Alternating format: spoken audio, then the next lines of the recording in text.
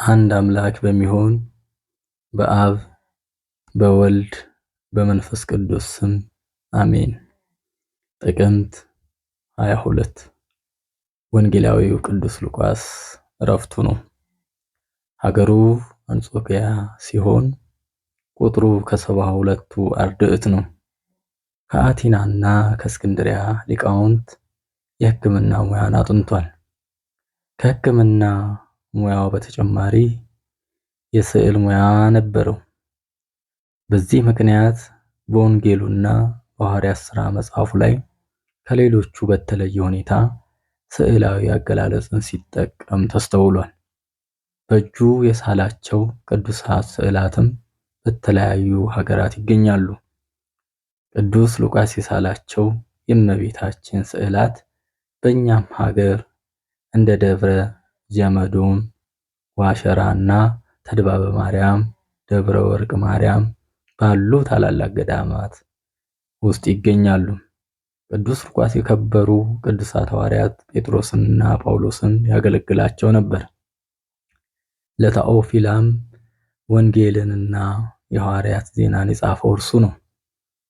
ቅዱሳን ሐዋርያት ጴጥሮስና ጳውሎስ በሰማዕትነት ካረፉ በኋላ በሮም ወንጌልን በሰፊው ሰብኳል። መልእክቶችንም ይጽፍላቸው ነበር። ጣዖት አምላኪዎችም ከክፉዎቹ አይሁድ ጋር ተማክረው በሐሰት ከሰውት በንጉሥ ኔሮን ፊት አቁመውትና ብዙ ሰዎችን በስራዩ ወደ ክርስትና እምነት አስገብቷልና በሞት ይቀጣ ብለው ጮሁ። ቅዱስ ሉቃስም በሰማዕትነት እንደሚሞት አስቀድሞ አውቆ ወደ ባህር ዳርቻ በመሄድ አሳ የሚያጠምድ አንድ ሽማግሌ ሰው አገኘና ወንጌልን ከሰበከው በኋላ መጻሕፍቶቹንና ደብዳቤዎቹን ወደ እግዚአብሔር መንገድ ያደርሱልሃልና እነዚህን መጻሕፍት ጠብቃቸው ብሎ ባደራ ሰጠው። ሽማግሌውም በክብር በዕቃ ቤቱ አስቀምጧቸው ለቀጣዩ ትውልድ አስተላልፏቸዋል።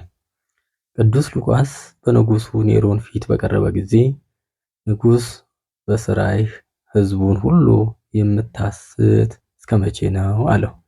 ቅዱስ ሉቃስም ለሕያው እግዚአብሔር ልጅ ለጌታችን ኢየሱስ ክርስቶስ ሐዋርያ ነኝ እንጂ እኔ እስረኛ አይደለሁም አለው። ንጉሡም እየጻፈች ሰዎችን የምታስት ይህች እጅህን እቆርጣታለሁ ካለው በኋላ ቀኝ እጁን አስቆረጠው። ቅዱስ ሉቃስም የጌታችንን ኃይሉን ያሳየው ዘንድ ወደደና የተቆረጠች የቀኝ እጁን በግራ እጁ አንስቶ ከተቆረጠችበት ቦታ ላይ በማገናኘት እንደ ድሮው ደህነኛ እጅ አደረጋት። በዙሪያውም የነበሩ ሰዎች ሁሉ የንጉሡ የሰራዊት አለቃ ከነሚስቱ በአጠቃላይ ቁጥራቸው 477 ሰዎች ሁሉ በጌታችን አመኑ። ንጉሡም እጅግ ተናዶ ከቅዱስ ሉቃስ ጋር ራሳቸውን ይቆርጣቸው ዘንድ አዘዘ። እነርሱም ሰማዕት ሆነው የክብር አክሊል ተቀበሉ።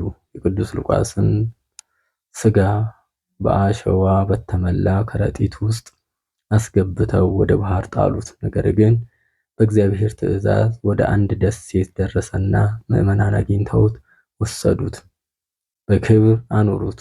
የቅዱስ ሉቃስ ረድኤት በረከት ይደርብን፣ ጸሎቱ ይማረን፣ አሜን።